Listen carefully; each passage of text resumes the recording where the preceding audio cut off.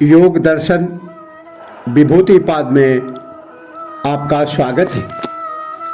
आज का विषय है इंद्रिय जय। अपने इंद्रियों पर विजय कैसे प्राप्त करें। पतंजल योग सूत्र 47 और 48 हिंदी अनुवाद और व्याख्या।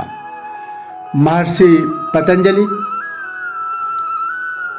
कहते हैं, ग्रहण स्वरूप अस्मिता अन्वय अर्थत्व संयमादिन्द्रिय जय। अर्थात ग्रहण स्वरूप अस्मिता अन्वय और अर्थवत्व आदि 5 इंद्रियों की अवस्थाओं में संयम करने से इंद्रिय जय होता है। जिस प्रकार भूतों की 5 अवस्थाएं हैं, उसी प्रकार इन 10 इंद्रियों तथा मन की भी 5 अवस्थाएं हैं। इन 5 अवस्थाओं में क्रम से संयम करने से साधक इन पर पूर्ण अधिकार प्राप्त कर लेता है।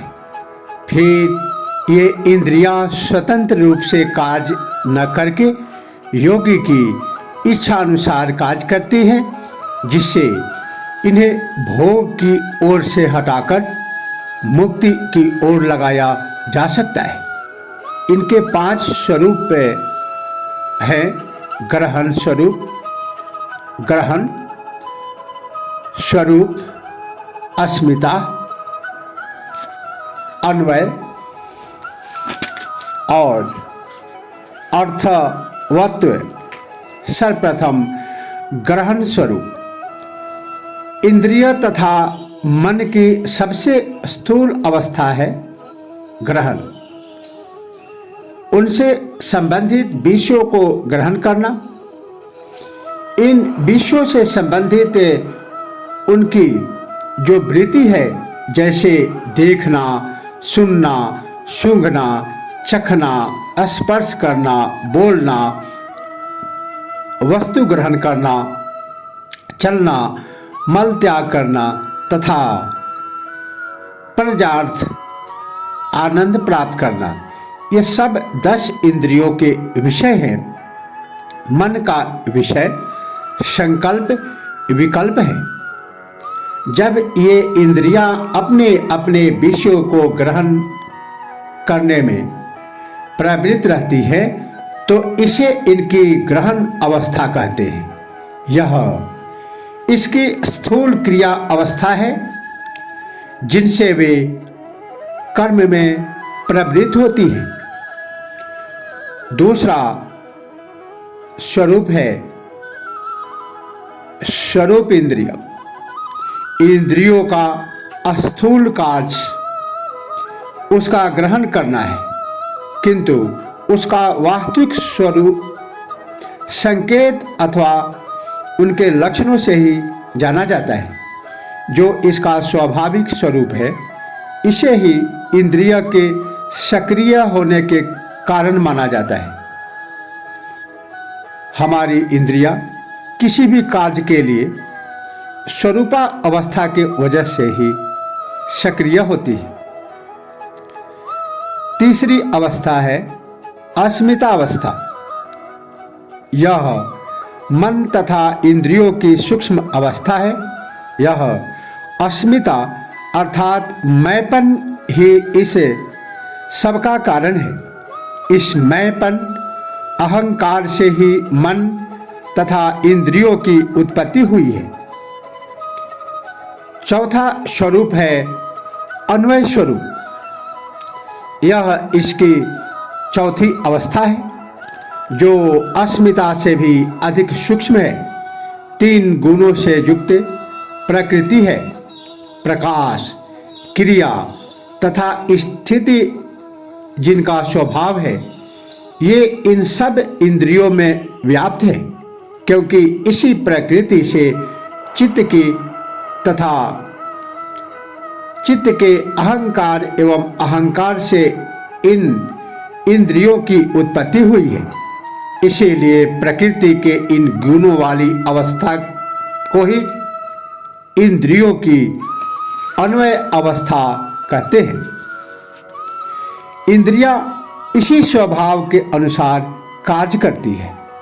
पांचवा और अंतिम स्वरूप है अर्थवत्व स्वरूप। यह इंद्रियों की पांचवी अवस्था है।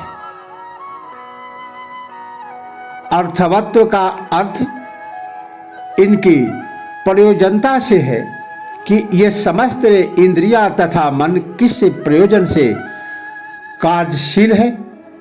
इनका प्रयोजन अथवा सार्थकता इस जीवात्मा को भोग तथा मुक्ति प्रदान करना है।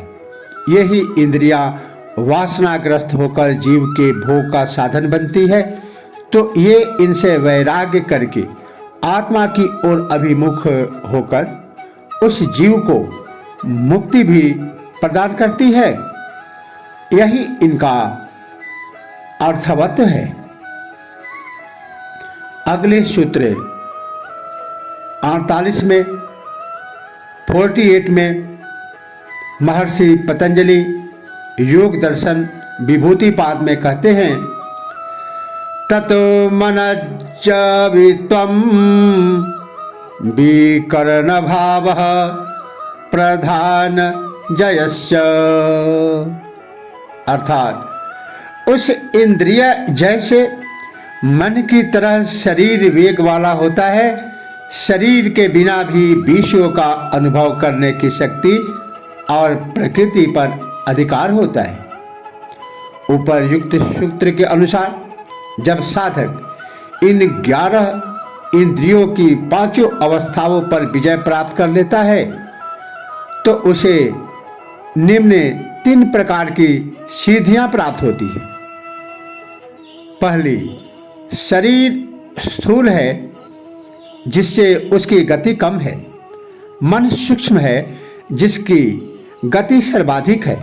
वह एक ही क्षण में कहाँ कहाँ पहुँच जाता है, इसका अंदाज नहीं लगाया जा सकता। किंतु जब योगी मन तथा इंद्रियों की ग्रहण अवस्था में संयम कर लेता है, तो वह अपने शरीर को भी उतना ही वेगवान बना लेता है जितना उसका मन। उसके शरीर भी मन के समान तेज गति से काम करने लगते हैं। वह क्षण भर में अपने सूक्ष्म शरीर द्वारा कहीं भी जा सकता है तथा पुनः लौटकर आ सकता है। कई योगियों के ऐसे उदाहरण सुनने में आते हैं। इसे मनोजवित कहते हैं। मन के साथ इंद्रियों का संलग्न हो जाना मनोजवित्व है। दूसरा है, जब योगी इन इंद्रियों को स्वरूपावस्था में संयम कर लेता है, तो उससे जो सिद्धि उसे प्राप्त होती है उसे विकरण भाव कहते हैं। विकरण भाव इस सिद्धि द्वारा अर्थात विकर्ण भाव द्वारा स्थूल शरीर के बिना ही दूर देश किसी भी वस्तु का प्रत्यक्ष अनुभव कर सकता है। सूत्र 43 में बताई गई महाविदेहा स्थिति आ जाने से भी यही सिद्धि आ जाती है। ऐसा वह सूक्ष्म शरीर द्वारा ही करता है। तीसरी सिद्धि है प्रधान जय। प्रकृति को प्रधान भी कहा जाता है। इंद्रियों की अस्मिता, अन्वय तथा अर्थवत अवस्था, ये संयम करने से योगी इस कार्य कारण रूप प्रकृति पर पूर्ण अधिकार कर लेता है। यह प्रकृति जय अवस्था है। इसके बाद निर्बीज समाधि सिद्ध होती है। आज इतना ही। इसी के साथ ओम नमः शिवाय। जय श्री कृष्ण।